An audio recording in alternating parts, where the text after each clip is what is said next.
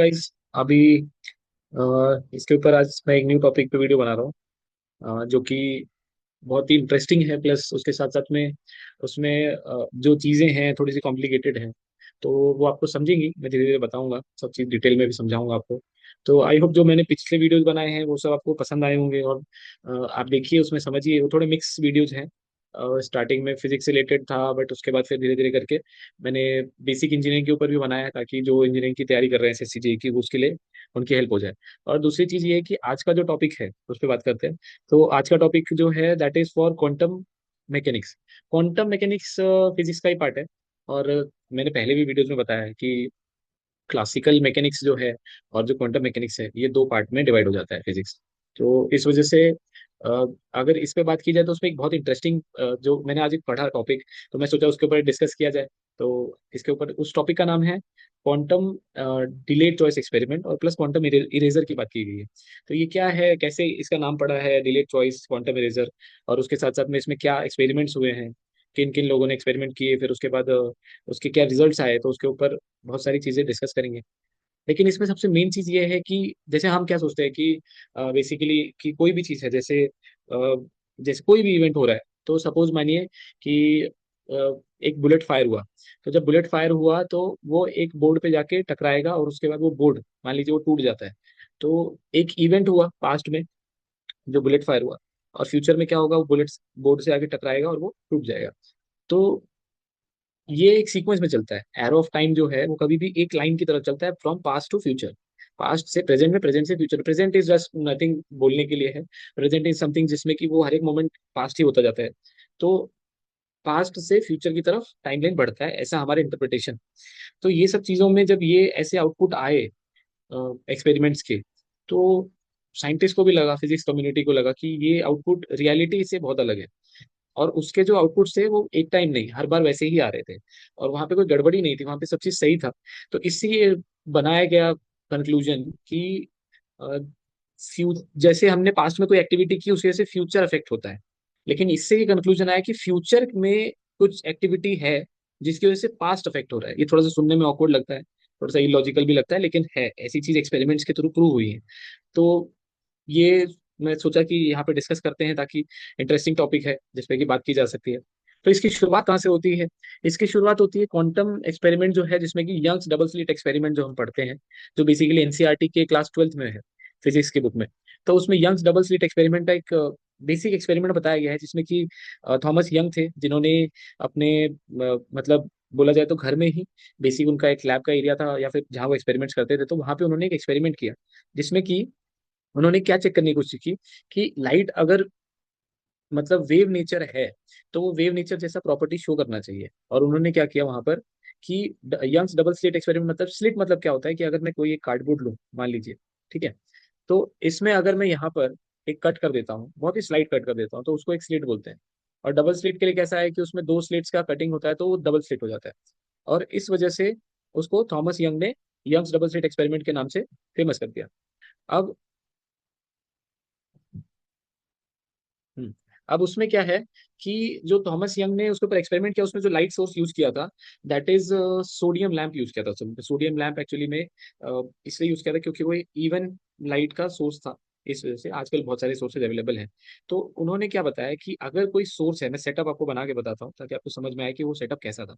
और मैं ऐसा सेटअप बनाऊंगा जिसमें कि आपको समझे, मैं टॉप व्यू से बताऊंगा। तो यहाँ पर एक लाइट सोर्स है, ठीक है, लाइट सोर्स मान लीजिए जिसमें से कि लाइट आ रही है।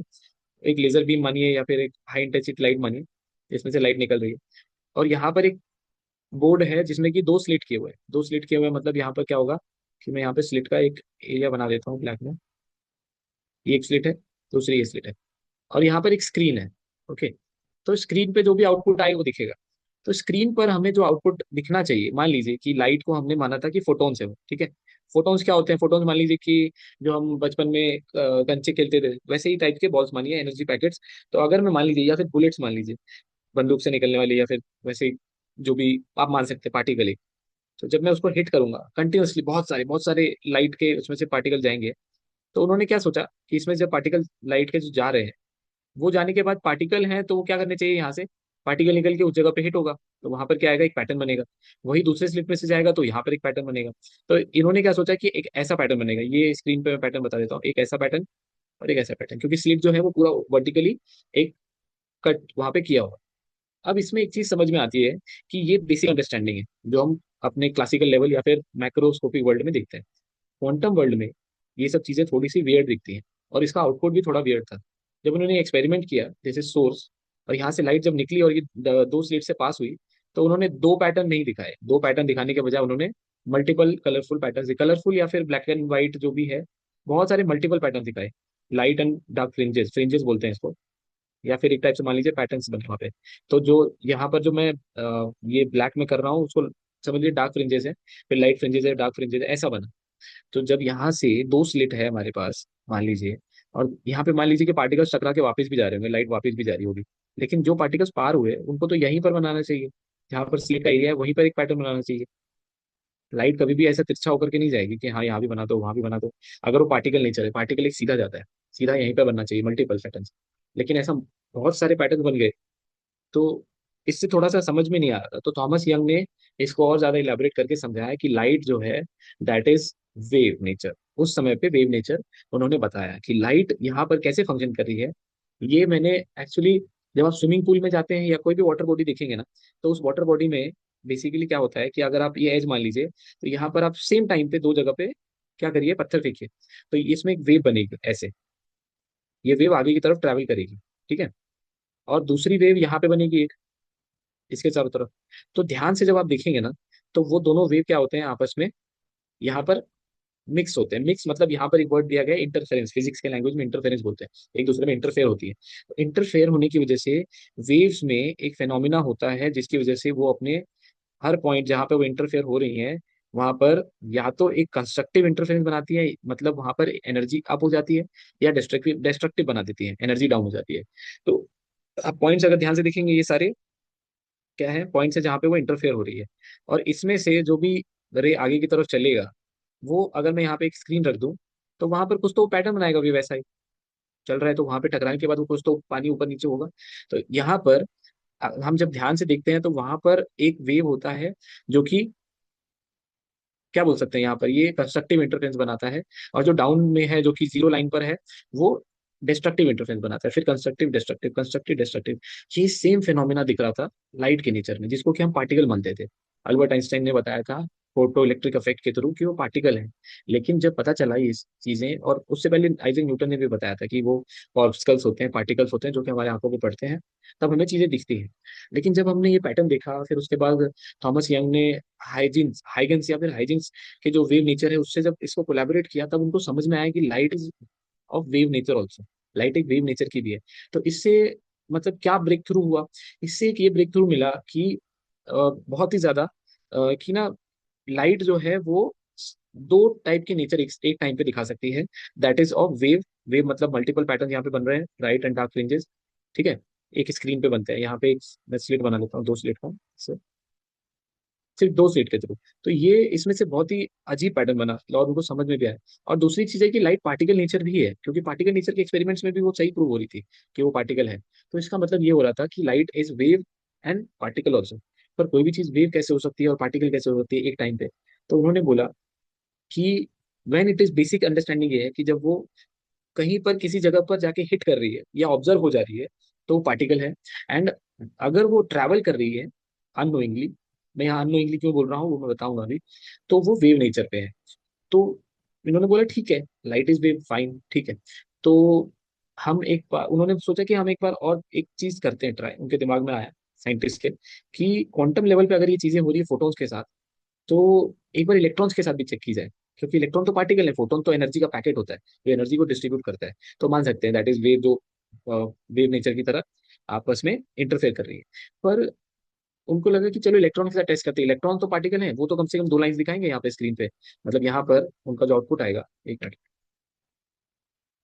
हाँ, यहाँ पर जो उनका आउटपुट आएगा दैट इज नॉट वहाँ पे वेव नेचर दिखेगा। वो तो आउटपुट यहाँ पर, अगर मैं यहाँ से मान लीजिए यहाँ पे इलेक्ट्रॉन गन है मेरे पास, ठीक है, कुछ सभी इलेक्ट्रॉन गन है, इसमें से इलेक्ट्रॉन बॉम्बार्ड होते हैं, इसमें बहुत सारे छोटे छोटे इलेक्ट्रॉन।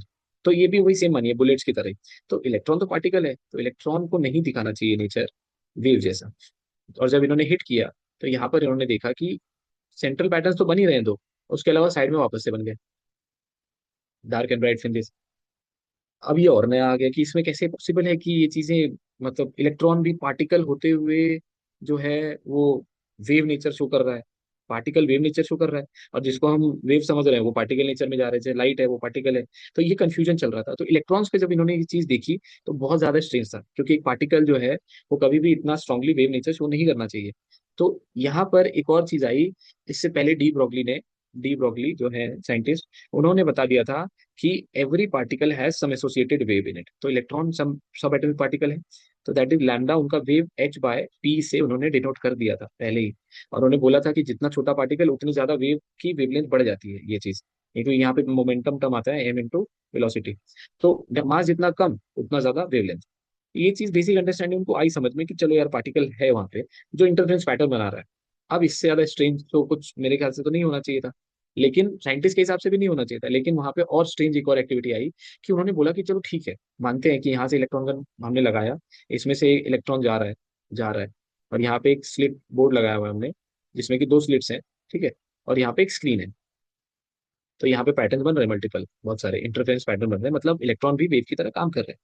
तो वो पार्टिकल है लेकिन वो वेव की तरह ही जा रहा है ऐसे, जो कि यहाँ पे दो वेव बन जा रहे हैं ऐसे, और आपस में इंटरफेयर होकर के आउटपुट जो है वो दे रहे हैं। कैसा? ये मैं साइड से क्यों दिखा रहा हूँ आपको ना, ऐसा। तो इसमें ये क्या आउटपुट दे रहे हैं, इंटरफेरेंस पैटर्न का। लेकिन उन्होंने क्या बोला कि चलो ठीक है, इलेक्ट्रॉन को एक बार ऑब्जर्व करते हैं यहाँ पर कि वेव नेचर कैसे शो कर रहा है। तो उन्होंने यहाँ पर एक डिटेक्टर लगाया। मान लीजिए कि यहाँ पे कोई पर्सन खड़ा हो गया एक तरीके से, और उसने ऑब्जर्व किया। ठीक है, डिटेक्टर ने ऑब्जर्व करना जब शुरू किया तो समथिंग स्ट्रेंज हैपेंड। वहां पर क्या स्ट्रेंज हुआ कि यहाँ पर पैटर्न जो है वो इंटरफेरेंस नहीं बने इस बार, यहाँ पर दो स्लिट के पैटर्न्स बन गए। तो इन्होंने बोला कि ये कैसे पॉसिबल हो सकता है, कि अभी तक तो इलेक्ट्रॉन यहाँ पे वेव नेचर दिखा रहा था, और जैसे ही इन्होंने डिटेक्टर लगाया यहाँ पर वेव देखने के लिए उसका, तो वो पार्टिकल नेचर में आ गया वापस से। तो उन्होंने बोला चलो ठीक है, एक काम करते हैं, डिटेक्टर हटा दो, क्या पता कुछ गड़बड़ी हुई होगी। तो उन्होंने वापस डिटेक्टर हटाया, तो इंटरफेरेंस पैटर्न वापस बन गए। फिर उसके बाद उन्होंने वापस डिटेक्टर यहाँ पे लगाया, दे देखने के लिए कि क्या वेव है। तो यहाँ पर दो स्लिट्स आ गए वापस से, ऐसे। हाँ, तो यहाँ पे दो स्लिट वापस बन गए। तब इनको समझ में आया ये चीज कि जब भी इलेक्ट्रॉन को ऑब्जर्व किया जा रहा है तो वो खुद से ही पता नहीं कैसे वहां पे ऑटोमेटिकली पार्टिकल नेचर पे कोलैप्स हो जा रहा है। तो पहली बात तो इनको ये समझ नहीं आ रही थी कि वो कैसे ये चीज शो कर रहा है, और दूसरी चीज कि उसको कैसे पता चल रहा है इलेक्ट्रॉन को या फोटोन को कि उसको कोई ऑब्जर्व कर रहा है। ये चीज बहुत स्ट्रेंज आ रही थी। तो उन्होंने बोला कि चलो ठीक है, यहाँ पे इलेक्ट्रॉन पाथ चेंज कर सकता है, लेकिन जब यहाँ पे स्लिट के बाद वो तो अपना नेचर फिक्स रखेगा, वहां पे तो चेंज नहीं कर पाएगा ना। मान लो कि अगर इलेक्ट्रॉन यहाँ से पास हो गया, ठीक है, इलेक्ट्रॉन इस स्लिट में से पास हो गया, तो अगर वो पार्टिकल बन के पास हुआ है तो वो पार्टिकल नेचर शो करेगा, तो ठीक है। अगर वो वेव बन के आया है तो वेव बना हुआ ही रहेगा, क्योंकि वो अब इंफॉर्मेशन पीछे नहीं दे सकता कि हाँ भाई तू पार्टिकल बन के आ। तो इसका मतलब है कि इसको यहाँ पर जो स्लिट है और जो स्क्रीन है उसके बीच में ऑब्जर्व कर सकते हैं। साइंटिस्ट ने ये भी ट्राई किया। तो जब इन्होंने ये ट्राई किया और जब उन्होंने ऑब्जर्व किया तो इंटरफेरेंस पैटर्न नहीं आया, वहां पर दो स्लिट्स ही आए। और जब उन्होंने यहाँ से ऑब्जर्वेशन पॉइंट से हटा दिया डिटेक्टर को, तो पैटर्न कैसा आया, पैटर्न इंटरफेरेंस जैसा आया। तो इससे उनको समझ नहीं आ रहा था कि इलेक्ट्रॉन कैसे पकड़ ले रहा है कि उसको कोई ऑब्जर्व कर रहा है, क्योंकि कुछ भी नहीं है। ऑब्जर्वेशन इज लाइक कि उसको नहीं दिखाना चाहिए ऐसा कुछ भी नेचर, कि हाँ ऑब्जर्व कर रहे हैं उसको, अपने एक फिनोमिनन पे रहना चाहिए। फिजिक्स में कभी भी ऐसा स्ट्रेंज एक्टिविटी कभी हुई नहीं थी इस वजह से। तो उन्होंने सोचा कि इसके ऊपर कुछ एक्सप्लेनेशन तो जरूर है कि इलेक्ट्रॉन अपना वेव नेचर कैसे उसको पता चल जा रहा है। तो यहाँ पे श्रोडिंगर वेव इक्वेशन की मदद से जब हम समझते हैं तो वहाँ एक वेव फंक्शन जो है, वेव फंक्शन साइज जिसको बोलते हैं, वो हर सब एटॉमिक पार्टिकल के साथ एसोसिएट होता है। तो वहां पर ये चीज डिफाइन की गई कि जैसे ही किसी सब एटॉमिक पार्टिकल जो वेव नेचर पे है या क्लाउड बन के है, प्रोबेबिलिटी फंक्शन पे काम कर रहा है, कि प्रोबेबिलिटी है उसकी वेव की तरह हर जगह होने की, लेकिन जब हम उसको ऑब्जर्व करेंगे तब वो एक जगह दिख जाएगा, वहां पे सबसे ज्यादा प्रोबेबिलिटी होगी। तो उन्होंने बोला कि जैसे कि वेव जो है वो हर जगह प्रेजेंट होता है ऐसे, ठीक है, एनर्जी उसकी हर जगह प्रेजेंट है, लेकिन जैसे ही उसको ऑब्जर्व करूंगा तो मुझे पता चल जाएगा कि हाँ यहाँ पे उसकी एनर्जी सबसे ज्यादा है, तो यहाँ मिलने की प्रोबेबिलिटी उसके सबसे ज्यादा होती है, और वहां पे मुझे इलेक्ट्रॉन मिल जाता है। तो इसका मतलब ये हुआ कि जैसे हम उसको ऑब्जर्व करते हैं इलेक्ट्रॉन को, उसका वेव फंक्शन हमें उसके वेव नेचर के बारे में बताता है। वेव फंक्शन हो जाता है कोलैप्स, मतलब वो वेव अब नहीं रहता और वो पार्टिकल बन जाता है। ये डेफिनेशन इन्होंने यहाँ पर दी। फिर भी स्ट्रेंज है ये बात, फिर भी स्ट्रेंज है कि यहाँ पर इलेक्ट्रॉन कैसे ही अपना नेचर चेंज कर रहा है आगे जाने के बाद भी, यहाँ पे उसको कैसे इन्फॉर्मेशन मिल रही है कि मतलब यहाँ पर उसने क्या किया पता है, अगर यहाँ पे ऑब्जर्व किया जा रहा है तो इसका मतलब ये है कि वो यहाँ ट्रैवल करते उसने कहीं से तो उसको पता चला कि कोई ऑब्जर्व कर रहा है, उसने ये इन्फॉर्मेशन पीछे भेजी पास्ट में, और पास्ट में भेजने के बाद उसने ये बोला कि नहीं, यहाँ से जो तुम निकलोगे वो पार्टिकल बन के निकलो, क्योंकि कोई तो फ्यूचर में ऑब्जर्व कर रहा है। तो इसका मतलब ये हुआ कि इलेक्ट्रॉन ने फ्यूचर फिनोमिना को देख करके पास्ट के फिनोमिना को चेंज कर दिया। बेसिकली अगर हम सोचें तो मैं अगर बेसिकली मानिए कि खाना नहीं खाऊंगा तो मैं बीमार पड़ूंगा, मतलब पास्ट में मैंने खाना नहीं खाया, फ्यूचर में बीमार पड़ेगा। तो लेकिन यहाँ क्या हो रहा है कि फ्यूचर में कुछ एक्टिविटी मैंने की, उसकी वजह से अफेक्ट उसके पास्ट को हुआ है। तो ये चीज बहुत ही स्ट्रेंज जा रही थी साइंटिस्ट को, तो उन्होंने एक एक्सपेरिमेंट किया। एक्चुअली ये जो उन्होंने किया था अभी, जो सेकंड स्क्रीन और स्लिट के बीच में उन्होंने जो यहाँ पे ऑब्जर्वेशन पॉइंट लगाया था, ये वाला ये सोर्स है।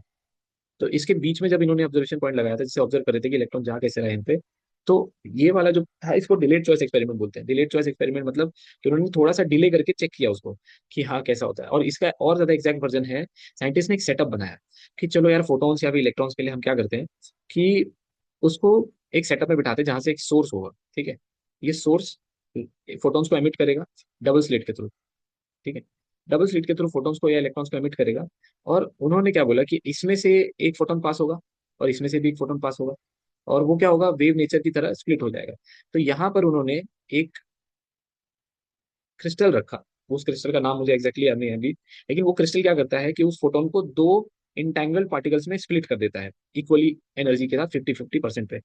तो यहाँ पर जो इस स्लिट से पास हुआ, पहले वाली स्लिट से, मान लीजिए उस स्लिट में से एक ऐसे गया और एक इधर आया, और दूसरे स्लिट में से भी एक इधर आएगा फोटोन और एक ऊपर तरफ जाएगा, ऐसे डिवाइड कर दिया। अब बाद में उन्होंने बोला कि ये जो दो फोटॉन्स जा रहे 50% पे, उसको हम क्या करेंगे, उसका पाथ इरेज कर देंगे। पाथ इरेज कैसे करके उन्होंने एक लेंस लगाया, कॉन्वेक्स लेंस, और उसके थ्रू दोनों फोटॉन्स एक फोकस पे मर्ज हुए, और वहां पर उन्होंने डिटेक्टर बिठा दिया कि हाँ डिटेक्टर वन मान लिया। तो वहां पर जब डिटेक्टर वन बिठाया तो वो फोटॉन्स का पाथ नहीं पता चल पाएगा क्योंकि वो मर्ज हो चुके हैं। तो इसका मतलब है कि ये दोनों में से कौन सा फोटोन स्लिट वन में से आया है या स्लिट टू में से आया है, नहीं पता चल पाएगा। तो डिटेक्टर वन के पास, या डिटेक्टर ए मान लेगा उसको, डिटेक्टर ए के पास कुछ भी खबर नहीं रहेगी। तो वो अपना एक पैटर्न बनाएगा, अगर कुछ खबर ही नहीं है तो वो दो फोटॉन्स मर्ज होकर के इंटरफेरेंस पैटर्न बनाने चाहिए बेसिकली, क्योंकि उसको कोई ऑब्जर्व नहीं कर पा रहा है, और ऑब्जर्व नहीं कर पा रहा है तो इलेक्ट्रॉन को हमने क्या सिग्नल दिया कि आपको कोई ऑब्जर्व नहीं कर पा रहा है तो इंटरफेरेंस पैटर्न बनाओ। अब आ जाते हैं जो रेज नीचे जा रही है ब्लू कलर में, यहाँ पर उन्होंने क्या किया कि दो डिटेक्टर पहले लगाए। एक डिटेक्टर यहाँ पे मान लीजिए कि डिटेक्टर बी एंड डिटेक्टर सी। तो अब यहां से तो पता है मुझे कि कौन से ये इस स्लिट में से पास होके निकल रहा है। तो इस फोटोन को अगर मैं डिटेक्ट करूंगा तो ये पता है मुझे कि कौन से स्लिट में से आया। अगर डिटेक्टर बी में आया, ऑब्जर्व हुआ मुझे, तो पता चल जाएगा स्लिट वन में से आया है। और डिटेक्टर सी में अगर ऑब्जर्व हुआ या फिर इसमें कुछ सिग्नल आया तो मुझे पता चल जाएगा कि ये कहाँ से आया है, स्लिट टू में से आया है, देखो यहाँ पे। लेकिन तो इसका मतलब ये है कि इलेक्ट्रॉन को या फोटोन को यहाँ पर अगर इंटरफेरेंस पैटर्न उसने बना दिया। और एक और बात है यहाँ पर ये है कि जो डिटेक्टर बी और सी है वो ए से बहुत ज्यादा दूर है। मतलब ए पर जाने पे जितना टाइम लग रहा है ना इस फोटोन को, उससे बहुत ज्यादा टाइम बी और सी पे आने पे लग रहा है। इसका मतलब ये होगा कि जो वो पैटर्न ए पे बना चुका है वही उसको बी और सी पर बनाना चाहिए, ऐसा है। लेकिन उसने क्या हुआ कि जब वो डिटेक्टर बी पर या सी पर ऑब्जर्व हो रहा है तो यहाँ पर डबल स्लिट पैटर्न बन रहा है। तो डबल स्लिट पैटर्न बन रहा है, इसका मतलब क्या हुआ कि ये डेटा तो फ्यूचर में ऑब्जर्व हो रहा है, क्योंकि ये लेट हो रहा है ना। अब जब दूरी ज्यादा है इसके आने की और इसकी दूरी कम है तो यहाँ पैटर्न पहले बन रहा है। तो इसको कैसे पता चल रहा है ए को कि ये बी और सी जो है बाद डिटेक्ट हो जाएंगे और मेरा पाथ जो है वो नोन हो जाएगा, क्योंकि ए के पास तो मैंने इरेज कर दिया उसका डेटा पाथ का। पहली चीज ये। दूसरी चीज साइंटिस्ट ने बोला चलो ठीक है, मान सकते हैं कि ये बी और सी कुछ यहाँ पे एरर हो रहा हो। तो उन्होंने क्या बोला कि यहाँ पे भी पाथ हम इरेज करते हैं और ट्राई करते हैं ये करने का कि यहाँ पे भी हम उसको नहीं पता चल पाए कि कहाँ पे जाना है, कौन से पथ पे जाना है। तो उन्होंने क्या किया, यहाँ पर एक क्रिस्टल लगाया जिसमें से 50% रिफ्लेक्ट हो जाता है और 50% उसमें से पास हो जाता है फोटोन या इलेक्ट्रॉन, ठीक है। तो ये चांसेस है उसमें, ये चांसेस जो है वो और डिले कर देता है इसको। तो मान लीजिए कि अगर वो 50% पास हो जा रहा है उसमें से, तो ये दोनों फोटोन्स पास होकर के कहाँ पे आएंगे, यहाँ पर एक और हमने क्या किया उसको, एक ऐसे एंगल पे मिरर्स रखे, एक मिनट रुको, ऐसे एंगल पे मिरर्स रखे हमने कि वो क्या होगा, मर्ज हो जाएगा। जैसे ही मर्ज होगा तो वो उसका पॉइंट जो है, पॉइंट ऑफ सोर्स जो है उसको इरेज कर देगा कि वो कहाँ से आया है वो समझ में नहीं आएगा। और यहाँ पर फिर हमने एक डिटेक्टर को फिट कर दिया है, दैट इज डी डी, या फिर डी जीरो मान लीजिए। ठीक है। तो डी जीरो जो है उसके पास भी अब डेटा नहीं है, तो यानी कि यहाँ पर जो पैटर्न बनना चाहिए वो इंटरफेरेंस पैटर्न बनना चाहिए, क्योंकि उसके पास डेटा ही नहीं है। तो डेटा जब आप ऑब्जर्व ही नहीं कर पा रहे कौन से कहाँ से आ रहा है वो, तो इसका मतलब है कि इलेक्ट्रॉन को या फोटोन को पता है कि मुझे अब ऑब्जर्व किसी ने नहीं किया है, तो वो क्या करेगा, वो इंटरफेरेंस पैटर्न बना देगा। हाँ, लेकिन यहाँ पर क्या हो रहा है कि जैसे ही यहाँ पर डबल स्लिट बनता है, तो वो डीबी और डी सी, डिटेक्टर बी और सी पे ही ऑब्जर्व होता है, वो डिटेक्टर डी ओ पर जो है, डी ओ पे वो जाता ही नहीं है, जाता ही नहीं है वहां पे। और दूसरी चीज, जैसे ही यहाँ पर इंटरफेरेंस पैटर्न बना, तो ये ऑटोमेटिकली यहाँ पे जाता है। तो इसका मतलब कि डी ओ जो है, या डी बी और डी सी, ये जो फ्यूचर में रिजल्ट्स आ रहे हैं, इनको कैसे पता है कि इलेक्ट्रॉन मेरे पास आ रहा है, इस वजह से इसने इसको सिग्नल भेजा और बोला कि हाँ मेरे पास यहाँ पे डेटा आया है, तो तुम इंटरफेरेंस पैटर्न ही शो करना, और डीबी और डीसी के पास आ रहा है तो तुम यहाँ पे डबल स्लिट पैटर्न ही शो करना। इस वजह से इसको क्वांटम इरेजर बोला जाता है, क्योंकि हम क्वांटम जो पार्टिकल्स हैं उनका पाथ इरेज कर देते हैं। और इसमें ये आउटपुट आया कि जो फ्यूचर में आउटकम है, फ्यूचर में जो होने वाला है, दैट अफेक्ट्स पास्ट इवेंट। ये थोड़ा सा सुनने में ऑकवर्ड लगता है, लेकिन ये इस पूरे एक्सपेरिमेंट में ऐसा हो रहा था कि फ्यूचर अफेक्ट्स पास्ट इवेंट्स, जिस वजह से साइंटिस्ट ने कंक्लूजन निकाला कि इलेक्ट्रॉन्स या फोटॉन्स, जो भी सब एटॉमिक पार्टिकल है, जो पार्टिकल और वेव नेचर दोनों एग्जिबिट करते हैं, उनके पास ये कैपेबिलिटी होती है कि वो फ्यूचर से जो भी इवेंट होने वाले हैं, उससे वो पास्ट में जा करके अपने खुद के जो पार्टिकल है उनको इन्फॉर्मेशन दे सकते हैं कि ये होने वाला है, सो डोंट, ऐसा मत करो और ऐसा करो। ये चीज थोड़ी स्ट्रेंज है, मैंने ये पढ़ी तो मुझे लगा कि डिस्कस करना चाहिए। और ये बेसिक इतना है डबल स्लिट एक्सपेरिमेंट। अब जब आप डबल स्लिट एक्सपेरिमेंट पढ़ेंगे तो उसमें एक डिफ्रैक्शन पैटर्न भी आता है, जिस वजह से एक न्यू कॉन्सेप्ट आता है जिसको अनसर्टेनिटी प्रिंसिपल बोलते हैं, वो भी है बहुत इंटरेस्टिंग। बट यहाँ पर ये जो चीज है, मुझे ऐसा लगा कि आपके साथ शेयर करना चाहिए, तो मैंने शेयर किया। तो आप इस पे देखिए, सोचिए और बताइए कि ये चीज कैसे काम कर रही है। अभी तक इसके ऊपर अननोन्स अभी तक हैं बहुत सारे। और इसमें एक और कॉन्सेप्ट आता है, that is called quantum entanglement. Quantum entanglement बहुत ही फैसिनेटिंग कॉन्सेप्ट है, जिसमें कि दो इंटेंगल पार्टिकल, जैसे कि वहां पे एक क्रिस्टल से वो दो में डिवाइड हो रहे थे ना पार्टिकल्स, यहाँ स्टार्टिंग में ये वाला, तो यहाँ पर वो इंटेंगल्ड होते हैं। इंटेंगल्ड मतलब यहाँ पर क्या होता है कि वो पार्टिकल्स क्या होते हैं, सिंगल सोर्स से दो में डिवाइड हुए हैं, मतलब उनमें कुछ तो भी मान लीजिए कि जुड़वा भाई जैसा है, कि यहाँ पर अगर किसी को कुछ असर होगा तो दूसरे को भी कुछ ना कुछ असर दिखता है, ऐसा मानिए। तो इस वजह से क्वांटम इंटेंगल्ड होते हैं, वो इंटेंगल्ड होते हैं, लेकिन कितनी भी दूरी होती थी, कितनी भी, वो इंस्टेंटेनियसली एक्ट कर जाते हैं, जो कि मतलब रिलेटिविटी के प्रिंसिपल को ब्रेक करता है कि लाइट से ज्यादा स्पीड इंफॉर्मेशन नहीं पहुंच सकता। बट अगर मान लीजिए लाइट एक बेसिकली एक सेकंड में 3 लाख किलोमीटर ट्रैवल करती है, ठीक है, एक सेकंड में 3 लाख किलोमीटर ट्रैवल कर जाती है अप्रोक्सीमेटली। तो अगर ये दो पार्टिकल्स मान लीजिए कि 10 लाख किलोमीटर दूर भी होंगे ना, तो भी अगर इसको कुछ छेड़छाड़ किया तो इसमें इंस्टेंटेनियसली दिख जाएगा रिजल्ट। कैसे, पॉसिबल ही नहीं है, क्योंकि ये रिलेटिविटी के कॉन्सेप्ट को ब्रेक कर देता है। और लेकिन ये पॉसिबल इसलिए हो पाता है क्योंकि एक्सपेरिमेंटली प्रूवन है। तो इसके ऊपर भी बहुत सारे कॉन्सेप्ट बने, और यहाँ पर इसका भी इफेक्ट आता है कि हाउ डज फ्यूचर में जो है वो पास्ट के किसी भी पार्टिकल को अफेक्ट कर पाता है। तो ये कॉन्सेप्ट था, इसके ऊपर बहुत लोगों ने एक्सपेरिमेंट्स किए, रिजल्ट दिए, बट आई थिंक कि ये चीज सही में होती है जो रियलिटी को ब्रेक कर देती है, और हमारे देखने का नजरिया जो दुनिया को बदल देती है। तो इसके ऊपर मेरा ये कहना है कि आप सोचिए समझिए और ऐसे इंटरेस्टिंग कॉन्सेप्ट को पढ़ते रहिए। और अगर आपको पसंद आए तो फिर मेरा चैनल लाइक और सब्सक्राइब कीजिए, ताकि मुझे भी लगे कि आप सपोर्ट कर रहे हैं। एंड आज के लिए एक मिनट, आज के लिए फिर इतना ही, और थैंक यू, बाय।